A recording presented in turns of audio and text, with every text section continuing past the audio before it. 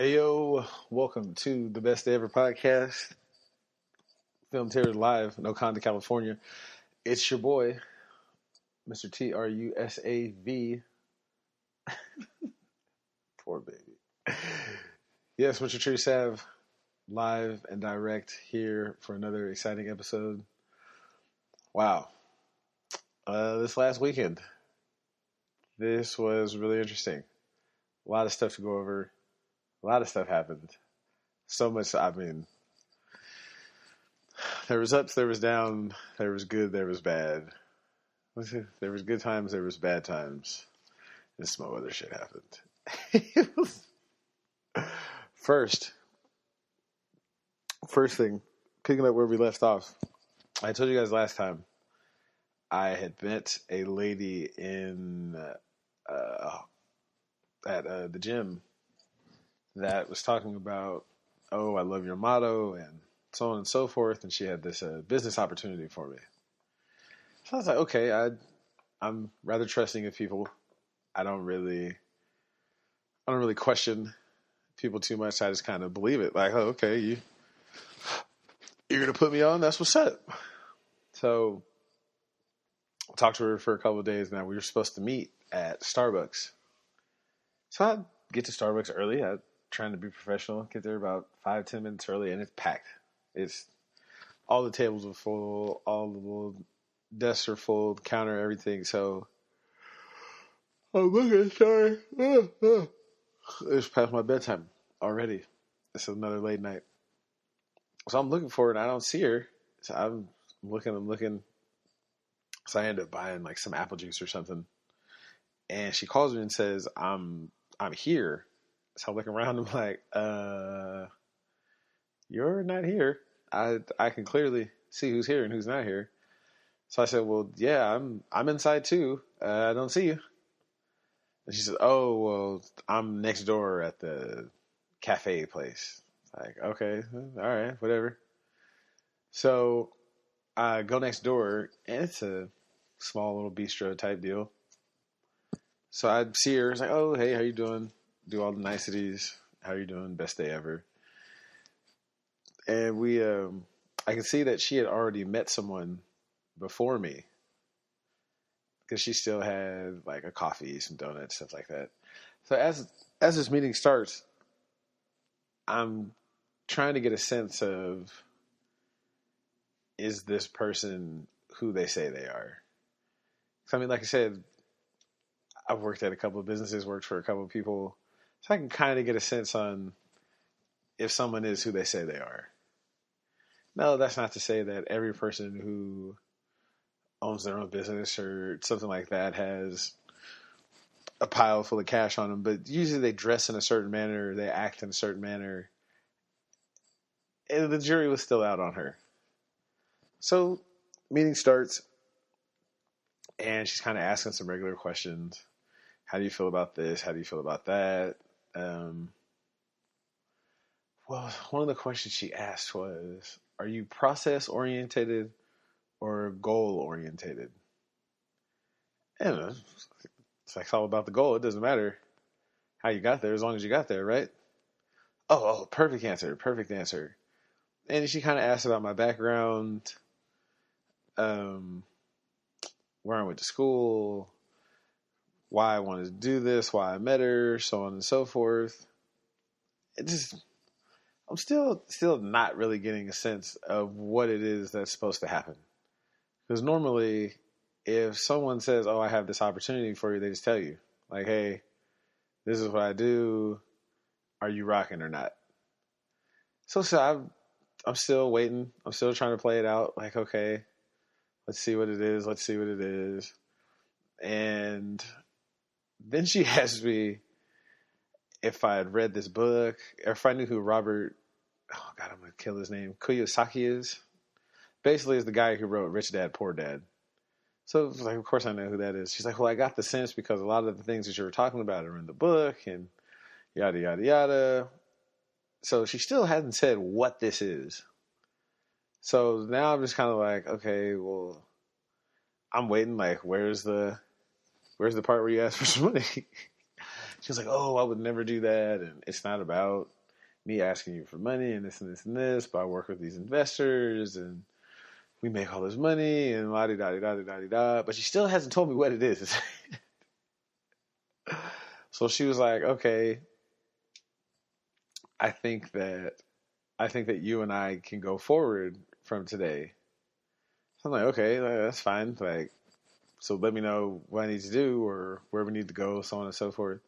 So she gives me this book to read.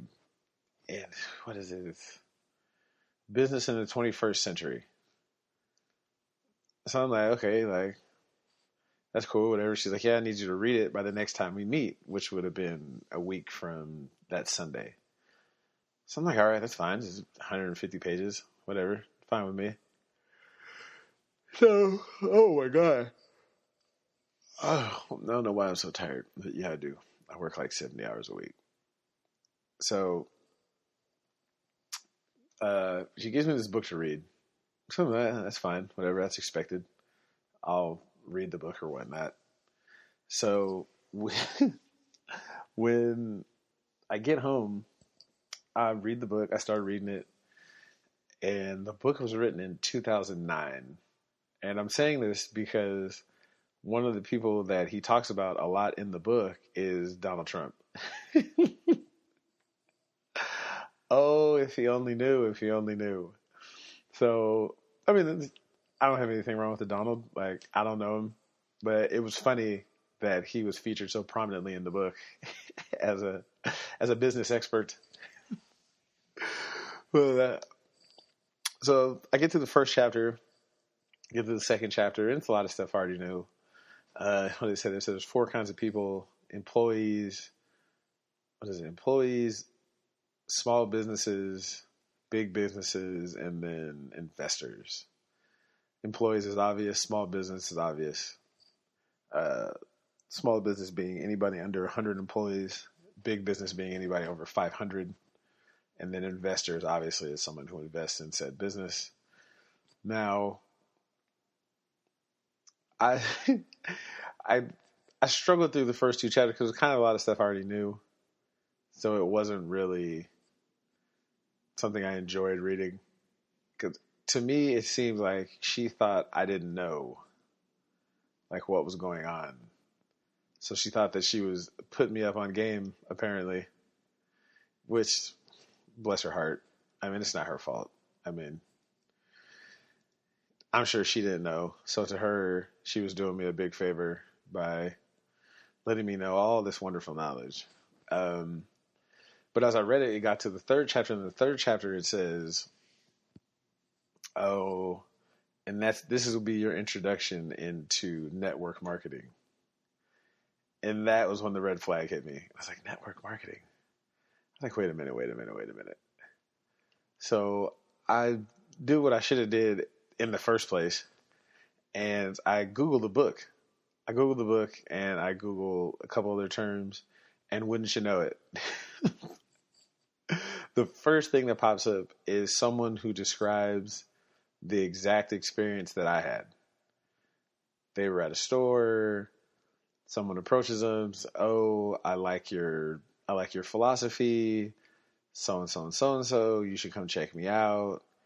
And she asked, the person that wrote this was asked the same exact questions that I was asked. Are you process or goal orientated? Why did you come here? What are your thoughts on such and such, so on and so forth? So I still wasn't out yet. I still was like, okay, let me give her a chance. And then I read a couple more responses, and it basically was, it's just some new age multi-level marketing. Multi-level marketing being like Avon, Herbalife. What was the other one that my man did? ACN. Oh yeah, ACN. Which ironically was the phone one that your man Donald Trump did. Which, now, to be fair, it's not all bad. All multi-level. I mean, it's not for everybody. Multi-level marketing it's a thing. It works for certain people. You know, a friend of my esposa, as a matter of fact, a friend of my wife's, she got married to a guy who actually did that at a very high level. I mean, my man was balling out of control. Because the thing with multi-level marketing is, if you don't really invest into it, as in you don't really put your whole heart into it, it's not really going to work. Like if you really put your time and effort into it and you involve your friends and family, it's not going to work. But my man, from the story I was told, my man was balling out of control. He got into the ACN thing, and I guess a friend of his brought him in, and he had a nice clientele base. And the friend who bought, what's my man's name? I think Tim or something. Tim, Thomas, something. Whoever brought Tim in, they ended up retiring and said, look, you can have all of my accounts. I'm out. Like, see you later. It's all yours. So he had a pretty hefty portfolio to the point to where he was bringing in low six-figure salary. So my man had a Bentley. He had the whole nine. So, I mean, it was working. And I guess in the end, he ended up retiring himself and passing it on to somebody else. So, I mean, it works. I can't knock him for doing it. I mean, I myself have gotten caught up in a couple of multi-level marketing situations myself. When I was in college, one of the first times, Cutco got me. Or I'm sorry, Vector got me. And what they do is they will put up a sign at the colleges that says like, oh, I think minimum wage back when I was in college was $8, $9 an hour. So they'll say, oh, make $16, $17 an hour. So as a college kid, you're like, oh, that's what's up. Like, I'll do that. Like, bet. So then you get there, and then they explain, oh, well, what it really is if you sell such and such, that you'll make the equivalent of 16 something dollars an hour. So basically, if you sell everything that you're supposed to be selling in the manner that they say, at the end of the day, you'll be making $16, $17 an hour, which is pretty slick. I was like, all right, I got you. So I was actually pretty good. Well, Vector was a parent company of Cutco. Cutco is the knife company. So I was a door-to-door knife salesman. I forgot all about that. Oh my gosh. I was actually pretty good at Cutco. I wasn't that bad. Because again, it's all people skills and the product sold itself. So you're selling a lot of times. Their marketing was actually pretty genius. What you would do is the first couple of days you go through your training, whatever, you go back and forth, you practice on each other, and you would go home and they would say, okay, I want you to write a list of all of your friends and family that you can think of. So classmates, aunts, uncles, grandmas, grandpas, next door neighbors, church people, anyone you can think of that will let you do this demonstration. So I'm not knowing. I'm just like, oh, okay, whatever. So I come up with a list, and they say whoever has the list with the most people on it gets this set of knives for free. So you get like your whole kit. So your kit was all of the knives, all the scissors, all the things. So I come back, I think I had something like 80, 90 people. And I think the other closest person was like 30, 40, something like that. So I got the magic kit. I got the lucky kit. So I venture out into my Cutco experience, and it was actually pretty easy. Because, I mean, the product that you're selling, the knives are actually fucking amazing. The the way that they were designed and so on. So I'm not really going to get into a Cutco commercial, but it was amazing. The scissors, super sharp. And then they had paring knives, meat cutting knives, all types of stuff I would have never known about. And I was actually pretty good. So much so that in the first month, I was the top seller, not only in our company, but I was top 5 in our entire region. So I had to go to, we went to what did we go to? Some kind of meeting, regional meeting, where all the top seller people go. And I was so confident that I decided to wear some house slippers. So I had on a button-up shirt, tie, everything, and some house slippers. And my boss just kind of looked at me and was like, "What are you doing?" He's like, "You can't do that." And I was like, "I sold more knives than anybody. Well, I'm top 5 in the region, and I just started within the month. Like, I'm pretty sure I can wear whatever I want to here." And he was right. Well, I was right, I should say. So I went up there, got my little certificate, did my thing. So for the next 3 or 4 months, I was knocking them down. I was top sales. And then it happened. The Optimist game, if you don't know, it's in Sacramento, it's North versus South.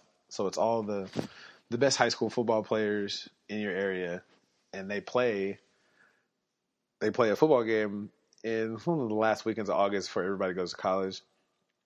And one of the rules was that you had to be at the meetings on Friday. Like, there was just no getting around it. And I was so arrogant that I thought, well, what are you going to do? Fire me? Like, I'm the number 1 in sales. Like, there's no way you can fire me. Like, there's just absolutely no way. And they fired my ass. I got fucking fired for being a dumbass. For being an absolute dumbass. So yeah, multi-level marketing works. Just, you got to really try. But back to this lady. So time goes by. Now the week goes by, and we've had a rather hectic week. So I don't get to reading after I read the first couple of paragraphs, or I'm sorry, the first 2 chapters. I just kind of checked out. I was like, I don't really have the time or effort to do all this. So I'll tell her that I need another week or something, but I just can't. I don't have the time to do this right now. So when I finally see her this week, I was supposed to meet with her on Sunday at 4. So I text her about 10, 11 in the morning. I was like, "Hey, look, I can't make it. I don't feel good. I got a situation with my dog that I'll expound on later. And I can't make it." So she starts sending me these crazy text messages like, "Oh, I knew you weren't ready for this," so on and so forth. "You're wasting this opportunity," yada, yada, yada. And I'm like, "Look, man, I don't even have time for this. Like, you never even really, if it's such a good thing, why couldn't you tell me?" And I mean, this might be me missing the opportunity of a lifetime. It could be. We'll never really know. But there's her whole presentation, it didn't sell me. On top of that, when I do go to meet her, now again, this is me being an asshole. When she does pull up, she pulls up in a, what is it, late model Nissan Sentra. And I look into the car, tanks on E. I'm not saying that she isn't who she said she was.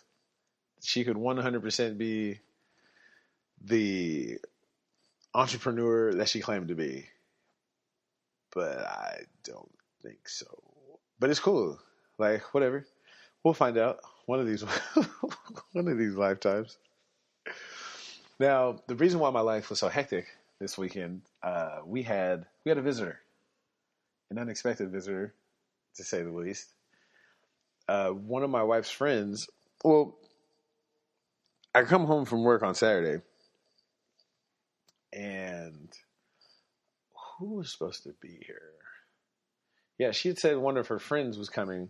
Oh, because she was supposed to go with her brother to visit somebody, but her brother ended up couldn't go, not being able to go. So her friend said she was going to come down. So I was expecting her friend to be at the house.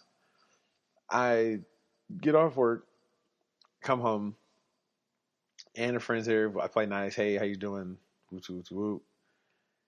And I noticed that she had a suitcase because I got off work at 11:30, and I was like, "Oh, you have a bag? Like, why? That's different."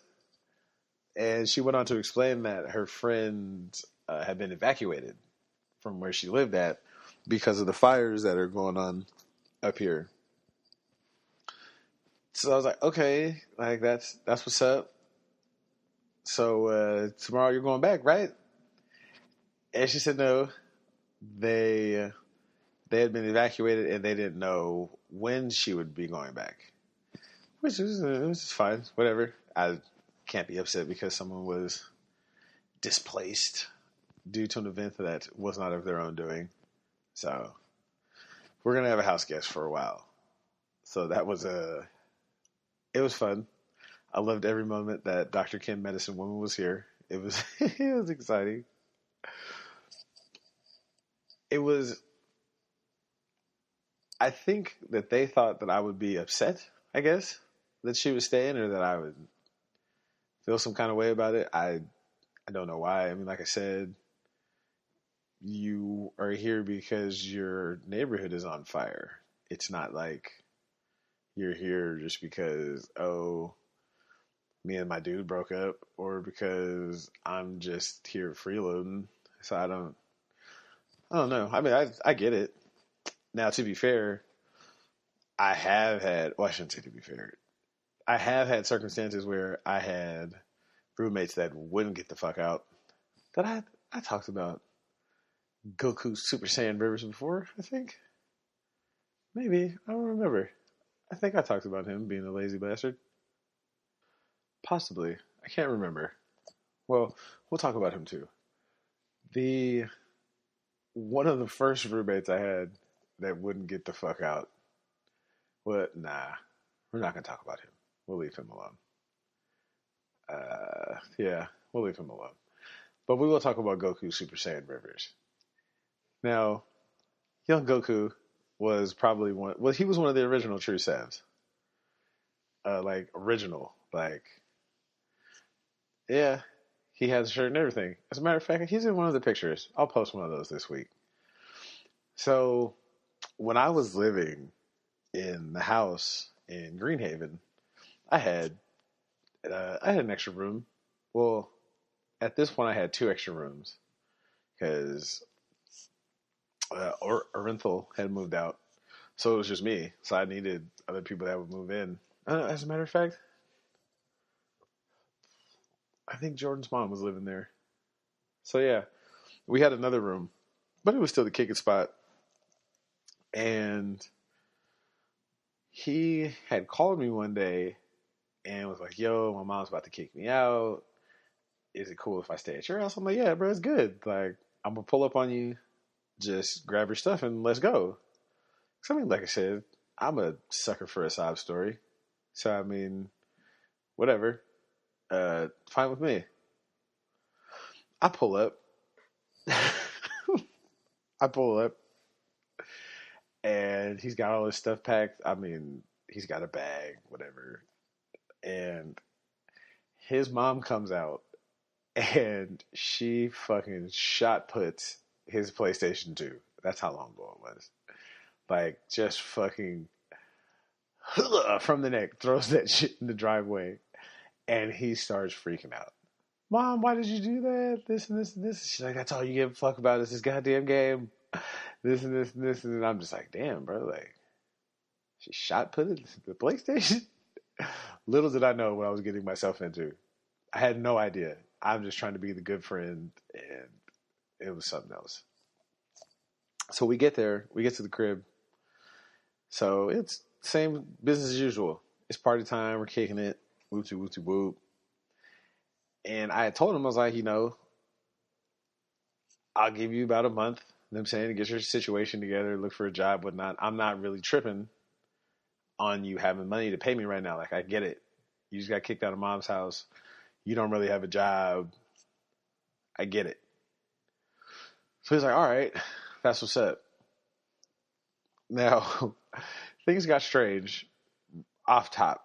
Like, Goku's Goku's weird. He's different. He's touched by an angel. One of the things I noticed, the girl that he was dating, she used to let him use her car. And you know, if you got your girl's car and she gets off work at 5 o'clock, like, you better be there at 4:45 waiting. Like, that was my thing. If I used somebody's car, not only was I going to be on time, but I wasn't going to have anybody with me. I was going to make sure I put gas in the whip, all of the above. Like, I'm not going out like that. Oh, not Goku. My man, if we had to be there at 5, he would leave the house at 4:50.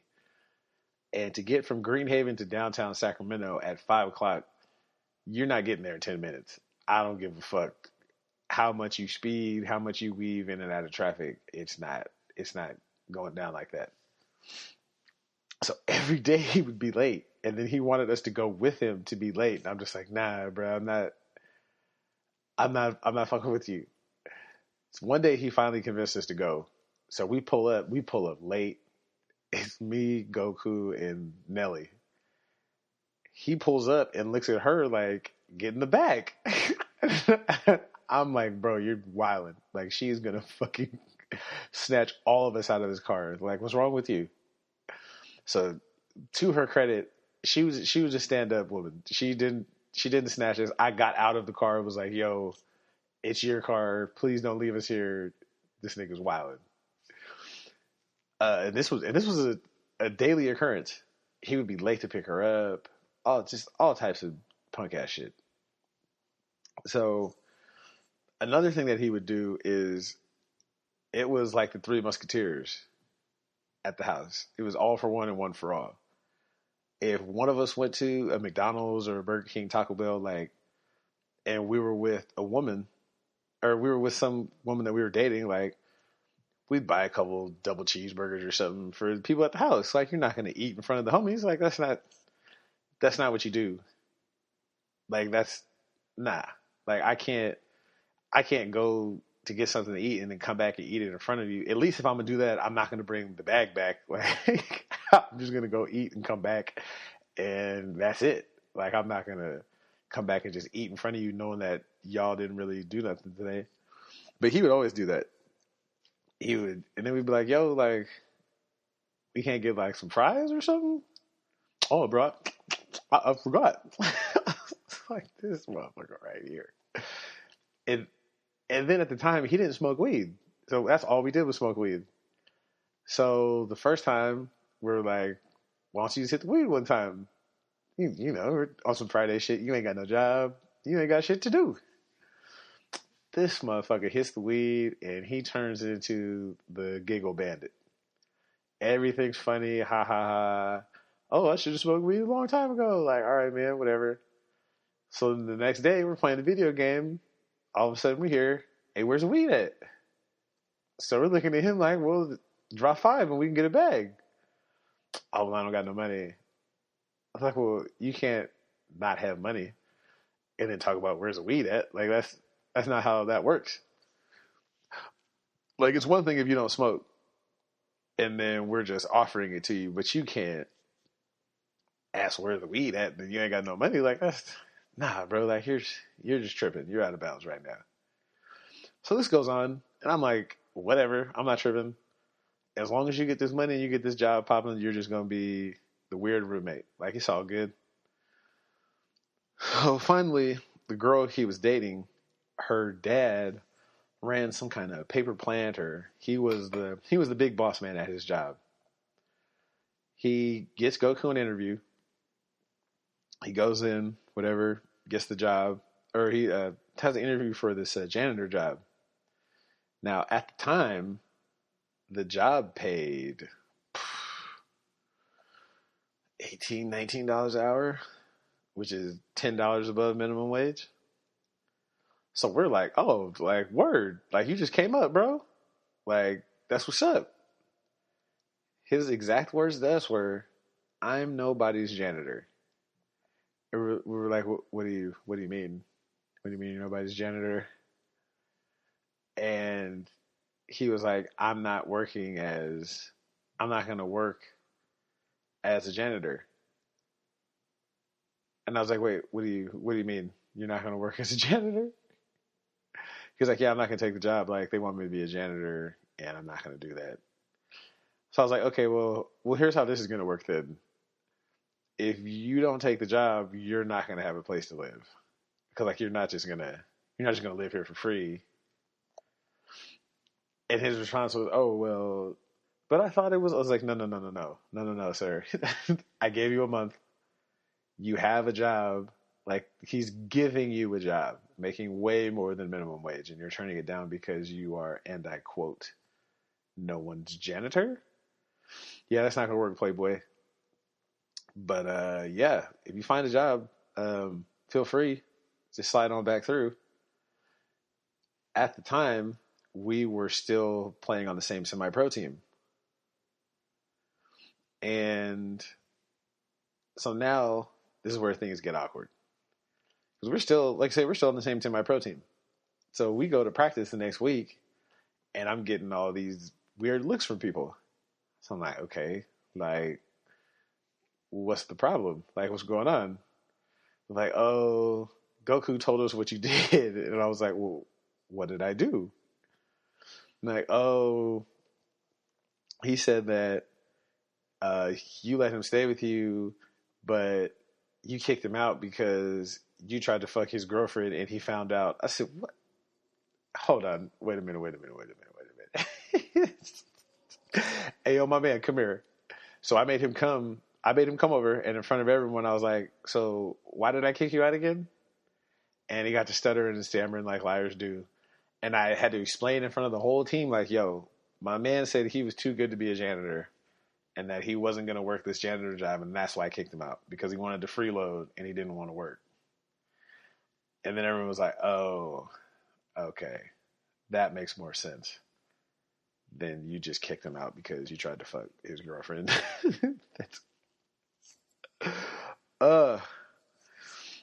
And then he gave Nellie's computer herpes. Like, this nigga was like watching some kind of weird ass porn on the fucking laptop and gave the computer AIDS, and the computer died. Like, and like, everybody knows porn is free. Like, if you go to the right site, like, the shit's free. He was watching shit you had to like pay for and download it. I was like, bro, that means you like some weird shit. If you got to pay for it, it's, hey, God bless you, Goku. Whatever you were doing, I hope you're living your life to the fullest, my man. Wherever you are, whoever's couch you're sleeping on. So, again, we had our weekend visitor stay for a little longer than a weekend, but it was cool. I mean, it wasn't intruding on anything we had going on. Like I said, we were hanging out. It was, it was cool. She's I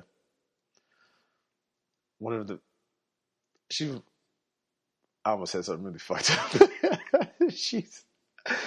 I don't mind her, homie. She was cool. She added to the weekend, made things interesting, we'll say. Now on Monday, things got interesting because she was still there. I mean, again, I don't mind her being there. We go to walk the dogs, and usually we go to Point Isabel or something. I think it's in Richmond, but because of the fire, the dog park was closed. So they said the dog park was closed. So we're like, okay, well, let's go to Costco and get gas. And after we do that, then we'll just go to the dog park by the house. So we're like, oh, well, we can go to the one right there, so on and so forth, blah, blah, blah, blah, blah. So we end up going. We get out, we start walking, and we have the dogs with us. And next thing I know, we're walking up on a lady with her dog, and she bites, the lady's dog bites my dog, the smaller dog. And at first I'm like, oh, like it just like nipped her. And then I look and it's like, no, it broke the skin. Like she bit the shit out of her. So we're like, okay, so what do I do? I've never had a dog get bitten before. So we exchange information, all of that, and we end up because now the day's over. Because like the dog's bit, it's like a pretty deep one. So we have to go find a pet hospital. So we find the hospital, and I had them drop me off at the hospital. I go to, they go back home. So I'm sitting there waiting. I talk to the doctor, and the doctor says, okay, here's your dog, so on and so forth. The bill is going to be $1,500. And I said, excuse me? How much is it? And she said it's going to be $1,500. And I was like, oh, so you need all that right now? And she was like, well, yeah, before we start, we need $1,500 right now. And I was like, oh, okay. Hold on a second. So I called my wife and I'm like, yo, I need $1,500 right now before they can start. And she's like, I don't have $1,500. I was like, well, I don't have $1,500 either. What are we going to do? So I was like, well, hold on. Let me call the lady whose dog bit her. And like, we'll go from there. Like, we'll see what happens. So I called the lady, no answer. Oh, no, the first time I call, she picks up and hangs up. So now I'm like, oh, okay, I already know what time it is. So the next time I call, I leave a message like, yo, I'm at the doctor. This is how much the bill is. Can you call me back? So a couple minutes go by. So I'm talking to the nurse and I'm like, yeah, I don't think this lady's going to call me back. What do I do? And she's like, well, you can apply for this credit card here and so on and so forth. So I'm like, all right, I guess. So I applied for the credit card and I get it. It was like $1,500. Or no, yeah, the total was exactly 15. So they give me the player price and they're like, all right, well, we can, for the cheapest we can do it is like $1,200 or something. So I'm like, all right, fine. So what do I have to do? So we fill out the paperwork and stuff. I go up to the front to make this ridiculous ass payment. And well, first the doctor said we needed to pay half. So I had to pay $600 right now for them to start. Because apparently what happens is people hear these prices and they just bounce. So they'll be like, oh yeah, okay, like go ahead and start and then I'll be back. And they just never come back for their dogs, which is fucked up. That's some cold-blooded shit. But that wasn't the case. We couldn't leave the Tru Sav bow wow. So I come up to the register to pay. And one of the nurses is like, oh, well, he's paying with the care card. So we don't want to run it twice. So you just pay when you come back. So I was like, oh, so you don't want this money now? She was like, no, it's cool. Like, don't even worry about it. So I bounced. So I dipped. It was like, oh, I called my wife and was like, yo, meet me across the street.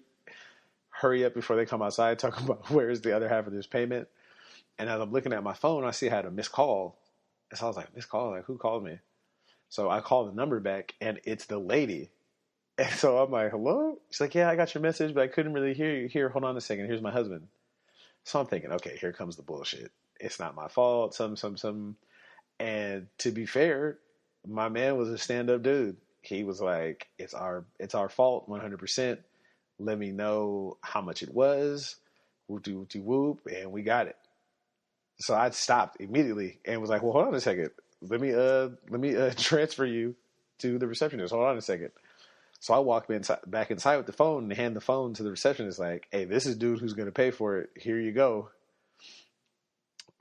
They talked for a second. She was like, she gave him the address. Was like, okay, we'll see you in a little bit. And she was like, who is that? And I was like, that was the guy whose dog bit my dog. And she was like, for real? And I was like, yeah, I don't know. He said he was going to pay. So we break out. We ended up going to Round Table of all places. because when you have guests, your fucking raw fruits and vegetable shit goes out the window. But we'll talk about that later. So we go, we bullshit around table for a little bit. I end up, did I go home? Yeah, I went home, or we all went to the house. And I get the call later at maybe 4 o'clock that she was done. So I go back to pick her up, and the little homie is fucked up. She has stitches above her eye and the back of her head. She has the cone on. It was bad. Little homie took a L that day. She's a trooper, though. She's still fighting through it. She's asleep right now, so I got to be quiet because she was tripping. And I bring her back, and Dr. Kim, medicine woman, took care of her. She was a G for that. Good looking Kim. Shout out to you. Yeah. And so when I went to pay, they were like, "Oh, dude came and took care of it." And I was like, "Say what?" They're like, "We've never seen that happen before. Like, we've never seen someone whose dog bit someone else's dog come pay for it ever." So I mean, shout out to dude. Like, you're a real one. Like, you could have bounced out. You could have not paid, but big ups to you. Like, I wish your dog wouldn't have bit the shit out of my dog, but whatever. You made it. You made it right. That's what's up. So that was so for the week I was trying to play doctor because Dr. Kim ended up leaving Monday night, Tuesday night, something like that. So we didn't have a doctor. So I really wasn't in any kind of space to be worried about reading some book about multi-level marketing. So I mean, I might have missed the opportunity of a lifetime, but I guess we'll figure it out at some other point. Now, also during the week, some other fucked up shit happened. Because like I was saying, we had a guest over the weekend. So I hate to admit it to you guys, but it happened. I didn't follow my eating habits like I was supposed to. Now, I didn't eat any meat. I didn't do any sugar. But dairy and bread made an appearance. And they were back in a big way. On Saturday, my wife went to my favorite place in the world, Halal Guys. Shout out to Halal Guys. If you want to do a spot, I got you. Halal, basically, if you don't know, halal is, I want to say Arabic. Just means clean. It'd be the Arabic version of kosher. So they only do beef, chicken, lamb. They don't do pork. And then halal describes the way that food is prepared. So again, meaning kosher. It's no nonsense. It's not filler. It's not anything like that. And it is amazing. The white sauce, fire. The hot sauce is hot sauce, boy. It's not sriracha. Like, you look at it and think, oh, this is sriracha. No, this is light your ass on fire, sweating. Halal Guys is the best thing ever. Broadway and Grand. Holla at your boy. So she brought that. So now, me and my wife are still tripping right now. We're funking right now. She loves me, but she don't like me right now. When I text her Saturday, I was like, "Oh, your partner's there? Like, I'm gonna dip out. I'm gonna go whatever, hang out, because I don't work tomorrow. Like, y'all got each other to kick it with." She's like, no, I bought you food, this and this and this. I'm like, "Oh, that was sweet." And you got Halal Guys. Like, see? I was like, "See, this is why we're together. Like, you my girl, boo." I get home. This heifer did ate half of the Halal Guys. So I'm looking at him like, "Man, what the fuck is this?" "Well, I left you some." I was like, "Bro, this isn't buying me food. You bought yourself food and you left me the leftovers." Like, bro, what the fuck? And when I got home, it was like 11:45, so there was no place open to go eat at. And I hadn't ate all day. So now I'm really tight. I'm like, bro, I thought I was coming home to some Halal Guys with some white sauce and everything, but you got me fucked up right now. Like, this is some bullshit. She's like, "It's not that big of a deal." I was like, "Yes, it is, nigga." Like, if the roles would be reversed, you'd be hot right now. But women don't understand that all the time. Women, like, we've talked about this before. Men are logic and reason. Women are emotions. In her mind, she did something nice. She brought me food. It was her leftovers. But logically, what she did didn't make any sense. But, It's not about liking, it's about love. So Saturday, we had our house guests, so we obviously didn't even we were supposed to eat. Sunday, we went to we went to Winco to get groceries. So every 2 weeks we usually go. So we go get fruits and vegetables. We go to Costco to get frozen fruit and stuff.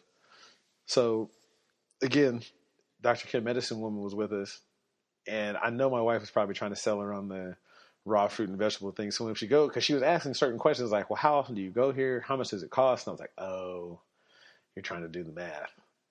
Which, I mean, I get it. In a 2 week span, when we go every 2 weeks, we probably spend on the low end 150, on the high end 200, depending on what we're getting. And that's just fruits, vegetables, seasoning stuff, your frozen fruit for smoothies, maybe some kind of vegan something that she's feeling spicy. I think I bought like some cauliflower stir fried. I bought like vegetables for a pre-made stir fry. Just because, I mean, eating beans every week is a little bit monotonous. Even though I got the recipe down, I had to break down and use vegetable broth, because trying to put water in there was whack. It was 100% whack. I had to just finally break down and be like, okay, a little bit of salt never killed anybody. So we do all that. We come back. I think we went to Taco Bell that night. So I had a spicy potato soft taco. I know 2 cheat days in a row. I was fucking up. And then on Monday, after the dog was viciously attacked, we went to Round Table. I mean, it was delicious. Don't get me wrong. It was absolutely delicious. But it was a cheat day nonetheless. But that's the thing. When you decide to change something about yourself, the hardest thing to do is do it in front of friends and family. Like, I was good in front of her family, but like with her friend, you can't really force people who don't subscribe to your beliefs to eat like that. And I wouldn't expect her to. Like, you're a refugee. You're not trying to be super healthy at the moment, but she could see that that's what we were doing. And I could see that oh shit. Okay, my bad. We're back. I just got an email from 24 Hour Fitness about some shit that happened at work. Boy, it's getting spicy at the workplace. Okay, I'm sorry. I had to read that. But I was saying I could see that she was taking mental notes about how much it would cost and really how much you would save. That's what a lot of times the first thing that I tell people is, when you're eating better, you save so much more money. You're going to feel better. You have so much more energy. But the part that they're mostly concerned with is, how can I spend $300 a month on groceries? Because that's most people's biggest bill, is food. Because when you're going out to eat, even if you spend $5 a day, I mean, damn. Well, no, it's not even $5. You're probably going to spend $10 a day. So that's $300 right there. And you're eating shitty food. And $10 is a low ball. So, I mean, you can still actually have good food that's good for you, so on and so forth. But you don't need to hear a PSA from me. So after she leaves, well, I'd like to say that when she left, so did the bad eating habits, but it didn't. That's not what happened. Maybe Thursday, I'm like, you know what? I'm going to slide down the street. I'm going to go to Church's real quick. I'm going to get some jalapeno poppers. I mean, once you eat bad 2-3 days in a row, it's like, well, fuck it. I'll have one last one before I go out. So I slide there real quick before I go to 24. I slide to Church's real quick. Bam. Get my jalapeno poppers. Run in the house. Change. I drive back to 24. I come home that night. And I didn't notice anything. I get up in the morning to take the dogs out, and I'm like, why does the car door look like it's open? I was like, yeah, I must have not closed it or something when I leave. I get in the car, and the motherfucker is ransacked. And I'm like, I didn't lock the door. Fuck. And I had just bought this ab roller, and I left it in the car Cause I was thinking like somebody's gonna steal a fucking ab roller. It's $10. Wrong, nigga. Wrong. These homeless people are scandalous, bro. They'll steal anything. I mean, that's why people are like, and it was weird because Dr. Quinn had asked me how I felt about the homeless people, and I was like, I don't. I was like, don't get me wrong. I have a soft spot for people who are down and out. Like I said, I volunteered a lot at Loaves and Fishes. Like that was one of my things, especially growing up, was if you're homeless through no fault of your own, your people kicked you out for whatever reason. You like somebody you weren't supposed to like, or if you lost your home because you got a bad loan, or you lost your job, you got medical bills. I feel for you. But if you're just out here smoking crack, nigga, fuck you. And everything you going through, nigga, fuck your mama, your daddy, all that shit. I don't feel bad for you. Nah, like you chose it. You chose to do that. If you're in a bad situation and I can help, I got you. But if you chose to be like this, then hey, get it how you live. And apparently they got me how they lived. So fuck it, I guess we're even. So I mean, I just had to hold my L. I had to tell my wife, like, yo, luckily, thank God they didn't break a window. Because that's the shit that really pisses me off the most, is when they break a window to steal $1.50 and change. Windows cost $250. So I would have gave you $5 instead of breaking my goddamn window to steal 4 quarters, you punk rock motherfuckers. When we first moved here, my car got broken into twice in the same night. Yeah. They broke the back window. I thought the car had an alarm on it because when you hit the little thing, it beep, beep. So I thought it had an alarm. These motherfuckers broke the back window, went through the car. I put a plastic bag up to cover the window. This was probably 2 o'clock in the morning. I come back at 7. These motherfuckers had ripped the plastic bag and went through it again. I was like, oh, you motherfuckers ain't shit. Oh, I swear. I think it was more I became jaded when I moved out here. Because in Sacramento, I'll buy homeless people a bottle. I'll buy you some groceries. Like, whatever. I'm not tripping. But out here, I think it was more when you see the same homeless people every day, and every day they ask you for money, it just starts to become an adversarial relationship. Like, man, fuck you. I got to get up and go to work to pay this high-ass rent, and you're just out here enjoying the best weather in the United States and some of the highest paid real estate. Man, fuck you. Go somewhere with that bullshit. Let's see. My car got broken into 3 times. My wife's car got broken into at least 3 times. Yeah, I think they broke every window. The front passenger, the back 2. Like, we don't even have tents on the window no more. It's just like, y'all won. Well, and when this happened also, there was a for real homeless encampment, like, underneath both of the freeways. Like, I mean, you couldn't walk down the sidewalk. There was tents on both sides of the street. There was tents all the way. When you got off of the freeway on 27th, the entire right side of the street was covered in tents. So much so that it was 2 lanes, but it was really almost 1 because they had shit in the street. There was bike parts and rats and shit. Oh, my God. It was horrible. When we first moved, it was horrible. It was unbelievable. And the fucked up part is when the real estate agent brought us here, he brought us coming down Telegraph. So we didn't get off the freeway and see that. Because if we would have saw that, man, fuck you and its apartment complex. But I digress. We're moving on up to the south side. Really, we're just moving a block away. That's going to be amazing. We're supposed to move 1st of December. So, like, that was I guess, ta-da, that's the big surprise. We're moving to a brand new complex. So the show is going on the road. We're going to find a new spot. Maybe by then we'll have That's Not My Business together, and we can have some guests, and we can move some things around. Finally, so all of that happened. Now, we finally got the dog situated. She's kind of better. She has a cone on her head. She looks fucked up. It's all bad. All that settled down. Now, this week that's coming up is going to be a busy week. Now, as we know, I'm a little bit of a hypocrite. So I don't really rock with sports. I try not to talk about sports on here, anything like that. But my wife is a super duper sports fan. Um, she's a Warriors fan, but fuck them. She's a Niners fan and a Giants fan. So we agree on the 49ers. I kind of rock with the A's and I fuck with the Kings heavy.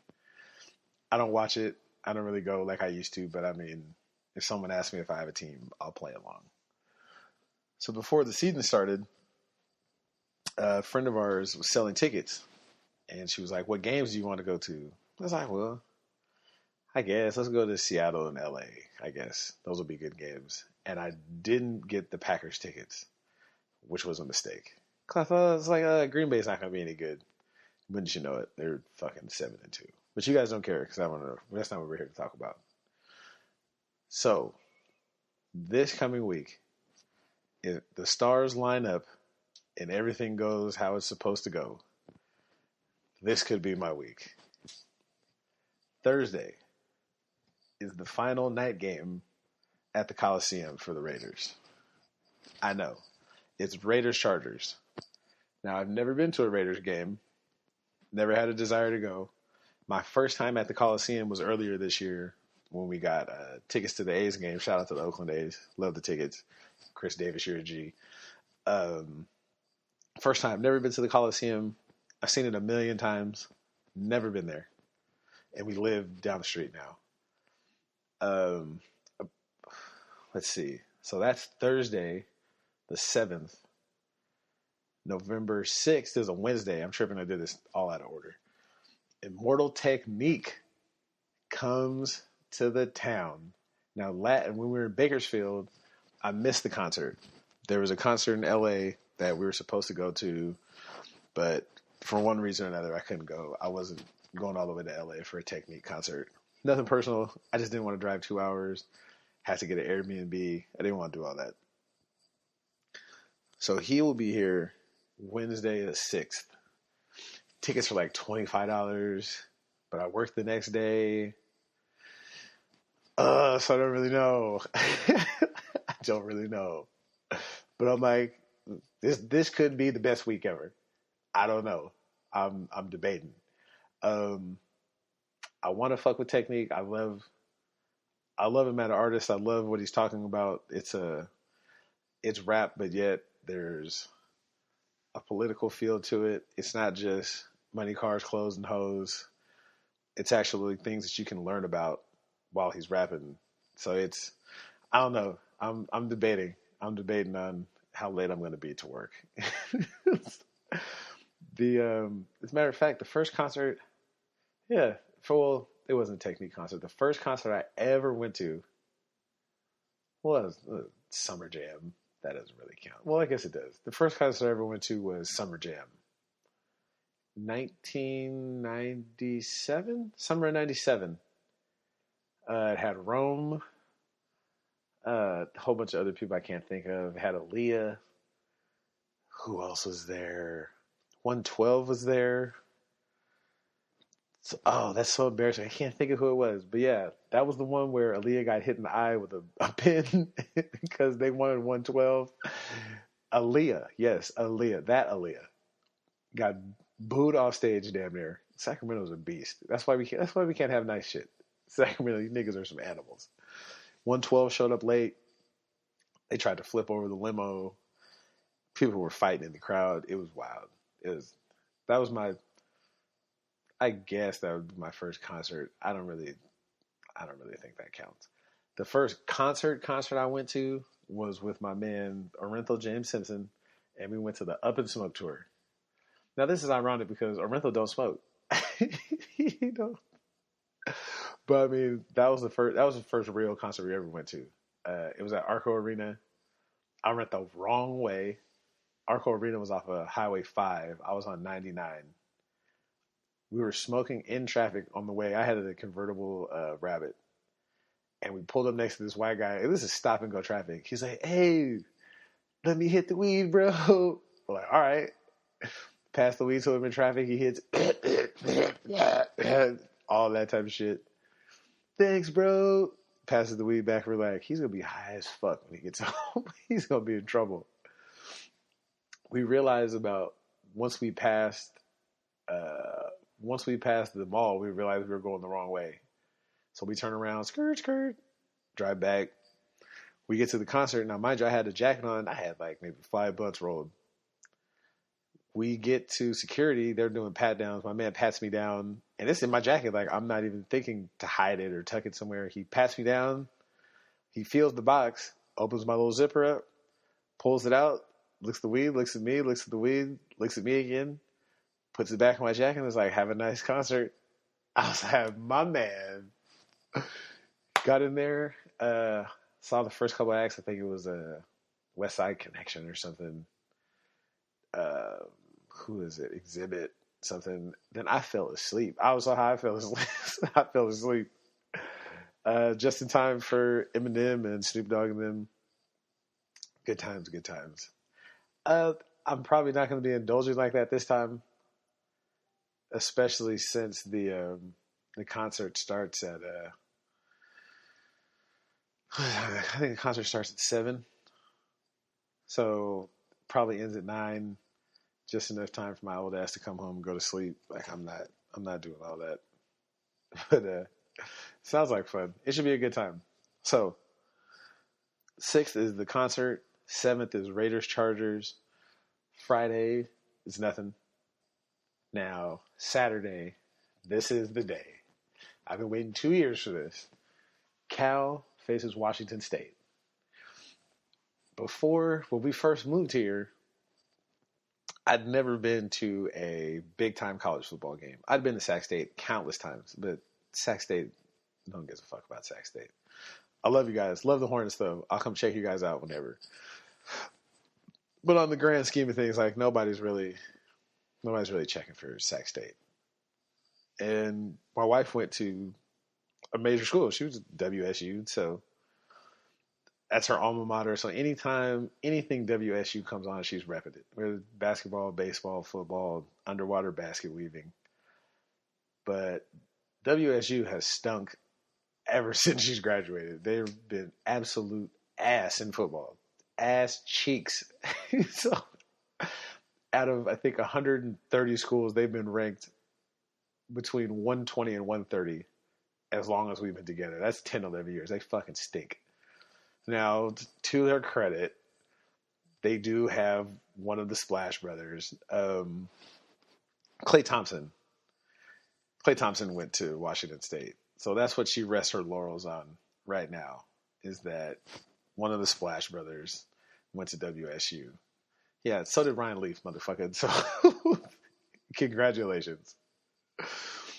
Now, the first time we came, I didn't want to go. I was like, bro, I'm not really trying to see this. I think at the time this happened, this was 2017. Oddly enough, it was when the wildfires had happened before in Santa Rosa. And there was a doubt if the game was even going to be played because of all the smoke and stuff in the stadium, and they didn't know what was going to happen. But we had tickets, and Cal stunk. Cal was probably 80th, 90th in the country. They were horrible. And they were hosting number 8 WSU. So we Ubered to the game. I'm drunk as shit because it's cold as fuck outside. So we get to the game. We get in our seats. We're in the WSU student section in like the first row from the field. So the game starts off. I think I want to say Cal takes a kickoff return back for a touchdown. Bam. So it's 7-0. So now I'm already drinking. I got a little alcohol in my pocket. I'm in the rare shit talking form. So their little cheer is WSU. And my cheer was WS who? We're number 8 in the country. Yeah, number 8 in what country? You guys are trash. So as the game progresses, I don't know what happened, but Cal was on a mission. They are whooping that ass. The quarterback is dropping dimes. The running back is shaking and baking. They're doing shit they didn't know they could do. At one point, it's second quarter. I think Cal's up 20-3, 21-3, 27-3. I know this is a lot of talk about sports for a podcast, and I said I wasn't going to talk about sports, but it's the Tru Sav Chronicles. Chill out. So this girl runs out onto the field. Now, this is right on our side because we're in the end zone. Like, we're right behind the end zone. She runs out onto the goal line and just sits down with a pig, like a stuffed pig. And she's handcuffed herself. Like, she's handcuffed and she has this pig. And, like, state security comes out there and they have to drag her off the field. She will not get up and walk off. So they drag her off the field. Next play, dude from Cal runs in, does a front flip, scores a touchdown. Place goes wild. It's like 28-3 at this point, and it's halftime. So I'm really talking shit now. Like, and the crowd is starting to thin out in the student section from WSU, and I'm unmerciful at this point. Now the third quarter rolls around, it's 30-3. Finally, the fourth quarter, it's 38-3. So now the people behind me are like, well, where did you go to school at? Sac City, bitch. She didn't even go to Cal. Nope, doesn't matter. You guys can't beat them, so fuck you and everything you're talking about. Oh, I'm an asshole. I know. It's okay. They'll get over it. So as the game is winding down, the announcer gets on the loudspeaker and says, yeah, there's no fans allowed on the field after the game, so please refrain from going onto the field. And it kind of struck me. I was like, wait a minute. Are we going to run on the field right now? Like, is this happening? So, couple plays, bam, hit zero. The whole crowd starts to spill onto the field. So I'm like, am I doing this right now? Am I going to, fuck it. I take my Snapchat out and I start running on the field like I go to Cal. We did it. We did it. Hey, we tell the story. We tell the whole wide world this is Bears territory. I will be posting that for Flashback Friday. So check me out. Instagram, Facebook, Twitter. I'm going to post I think I have one clip left. That was the only one that I saved. But I had the whole video of me running out on the field, doing all that shit. It makes me wish I would have went to college. That was an amazing feeling. That felt better than every football game we ever won. Like, that was what was up. That was pretty cool. So that's Saturday. So we've got concert, Raiders, Chargers, last night game in the Coliseum ever. I think whatever the price is, I gotta go. Fuck if I'm late to work. Fuck all of that. I gotta go. Cal, WSU. And then finally, Sunday I'm off. Sunday's my off day. Or no. Yeah, Sunday's my off day. Monday is the big one. Niners, Seahawks, Monday night game. The undefeated 49ers. That's fucked up. This is all the years that I was a football fan and all the years I've rocked with the 49ers and we fucking stunk the place up. When I finally say, you know what, I'm not going to watch football no more. It's bread and circus. These motherfuckers go undefeated. And I married the one person in the world who was a diehard 49er fan. Like, she's a diehard. Like, she yells at the screen when we're in the house. I'm talking about yells. Come on, you guys gotta fuck it. Like, all that type of shit. She does all that. So, we're going to go for that. And then I've got to work that Tuesday morning. It's going to be a long-ass weekend. It's going to be. If everything works out, next week is going to be another episode of the Tru Sav Chronicles, because it's going to be nothing but shit that happened at these 4 events, and I'm sure it's going to be wild. Oh, and I forgot. How could I forget? El Presidente. He runs things, never runs from things. We'll be making a special guest appearance, not on the show, but he will be going to the Cal Washington State game with us. El Presidente is her brother. Her brother made the wedding. When I do the podcast about the wedding, he might be a de facto Tru Sav. We might have to vote him in. He was getting wild at the wedding. El Presidente. I run things, never run from things. Yeah. So we're Niners Seahawks on Monday. That's going to be interesting. Oddly enough, no, the first 49er game I went to was at Candlestick with a bunch of different savages. I'll never forget. Like I played for the 49ers. The 49ers played the Jaguars. And we did the whole tailgate thing. We got there at, Jesus, like 8, 9 in the morning for a 1 o'clock game. We did all that. I think they beat the Jaguars. I think they were 2-14 that year. They beat the Jags and somebody else. Who else did they play? Oh, we went a couple weeks later when the wife and I had first started dating, because her dad had season tickets at that time, and it was how much time? Oh, Jesus, we're in overtime today, boys. Oh, this is gonna be a thriller. All right, I'll tell you this one, then we'll get out of here. When I was still in my gambling days, this is good. This is gonna be a thriller. When I was still in my gambling days, I was at another original Tru Sav's house. Shout out to Superman. Holla at your boy. I had bet this is the bet that made me the parlay king. This is when no one doubted my betting skills at this point. I bet $1 on a 10-team parlay. Now the way the parlay works is you have to get all 10 teams right. So if you do a parlay, most of the times you put like $5, $10 down and you guess 4 games. And if you put $5 or $10 down on a 4-teamer, you'll probably turn it into like $200. Simple shit. So the odds on a 10-teamer, meaning you hit all 10 correctly, is 1,000 to 1. So I would do my bets every week, and then at the end of the week, you do what I would call it, the last. It was my dollar make you holler, because it was, if you hit everything right, your $1 would turn into 1,000. So it was kind of like if you were hot that week, that was just all of your picks really hit. Those were your guarantees.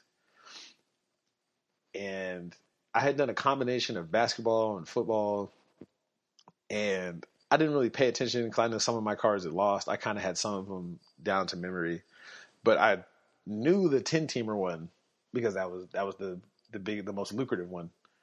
So I'm watching the games. I'm like, yeah, I had that game. I know I had that game. I go online and check, and it's still alive. And there's one game left to be played. San Francisco was playing the Cardinals on the road. I'll never forget as long as I live. The problem was we were at Superman's house, and Superman didn't have cable. So the game, it was a Monday night game. At the time, Monday night football was shown only on ESPN. So we were watching on the computer. So we were playing video games. We were watching.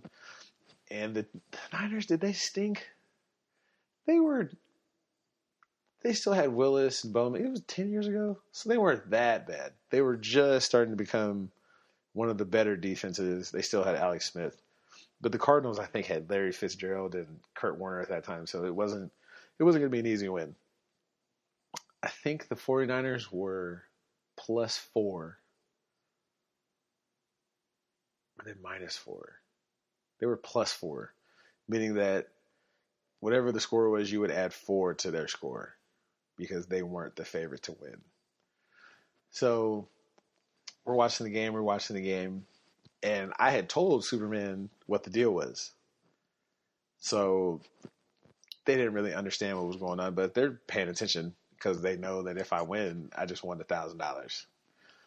So it was a close game. It's back and forth, back and forth. The fourth quarter rolls around, and there's 2 minutes left. And 49ers are down by 2.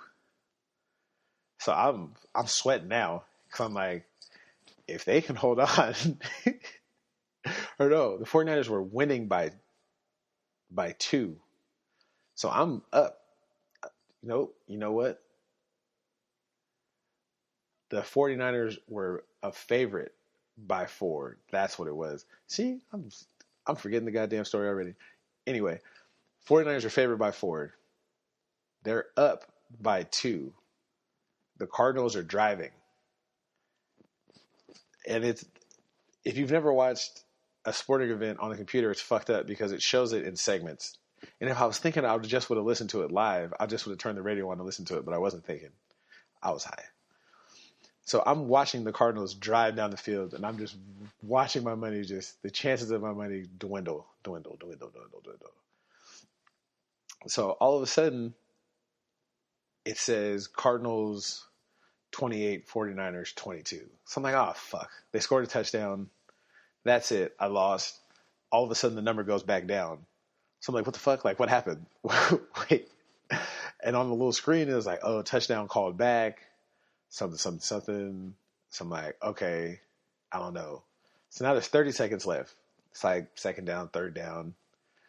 All of a sudden, I see a red line go all the way back across the screen, and it says 49ers 30, Cardinals 24.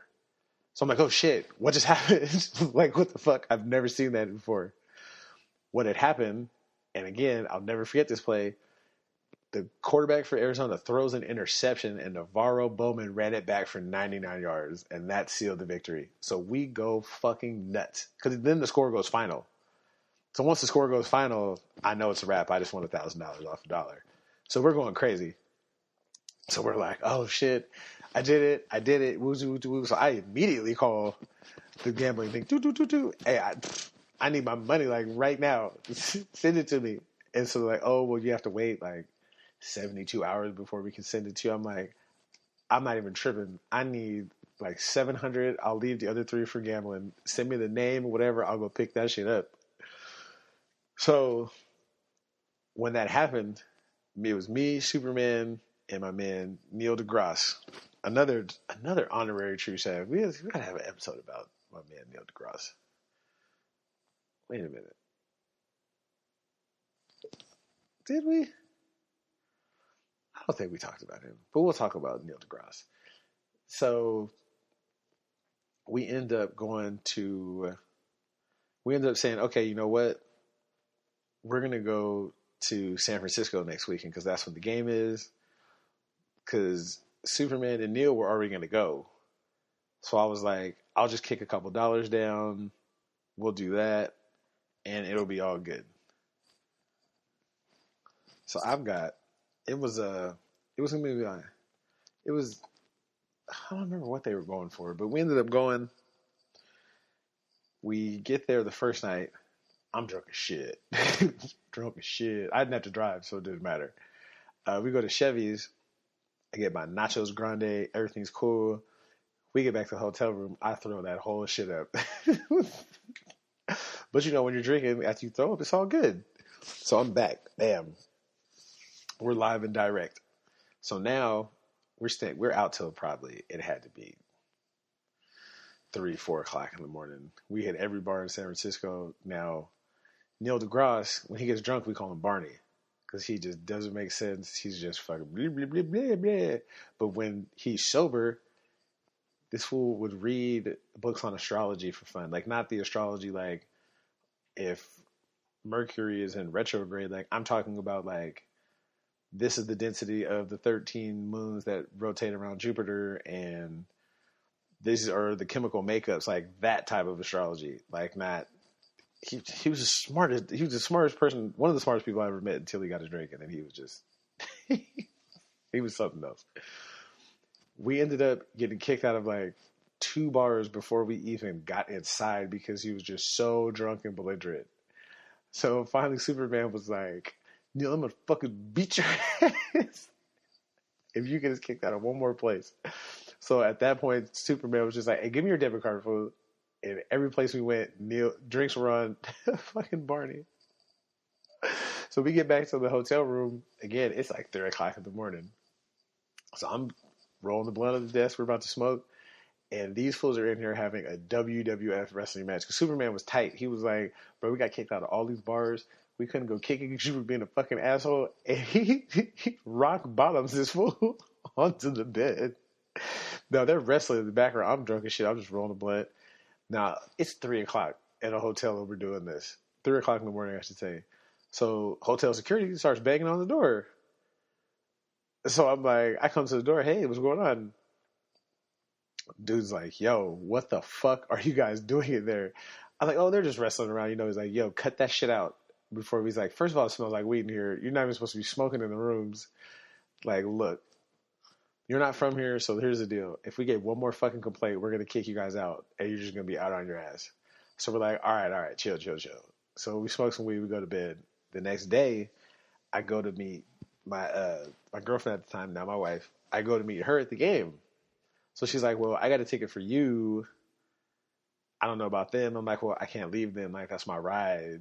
So we got like one more ticket, but we still needed a third for Neil deGrasse. And this is when it was still at Candlestick. So we were talking to the scalper. The scalper wanted like $100 for a ticket. I was like, bro, these niggas suck. Like, I'm not giving you $100 for a ticket that's not even by where my man's just sitting at. Like, you're tripping. So we get a cab and we go into the city. And again, this is before smartphones.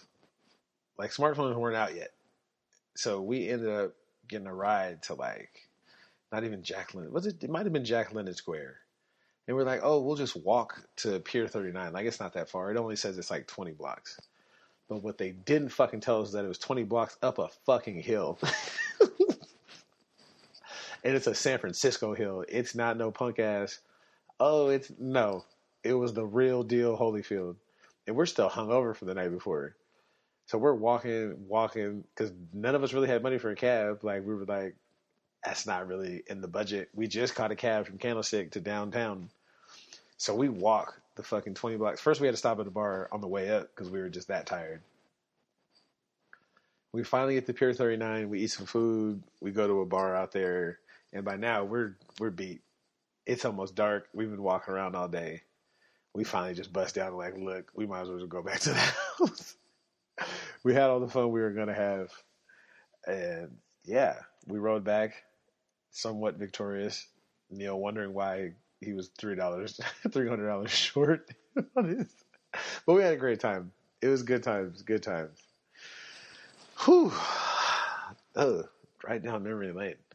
So yeah, concert, football next week. It's I'm not really going for the game. I'm going more for the experience. It's the last game in the Coliseum. Well, the last night game in the Coliseum. I should have bought my tickets to the last game. I knew if the Raiders started winning, tickets would go up. Beginning of the season, tickets to Jags Raiders was like $80. Now the cheapest is like $150. So I think I might have priced myself out of that one. Thursday, I might be willing to spend like $100. I might be willing to get some good seats. I don't know. But I will definitely take pictures. There's definitely going to be some live updates. I might even do a video or two. You never know.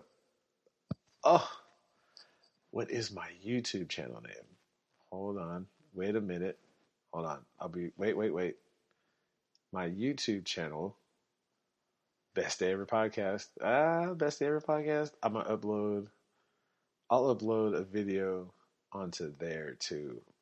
Because I'm sure I'm going to be talking shit at the game. Well, no, I'm not going to be talking anything at the Raiders game. That's not what's going to happen at all. I'm going to have on silver and black, and I'm going to be minding my business, being extra quiet. Whew. Jeez. Oh, wow. It's an overtime thriller today, boys and girls. So, next week, I got all that going on. I'll let you know the update of Stinker the Savage. She's over there knocked out right now. She's fucked up, but it's cool. What is it?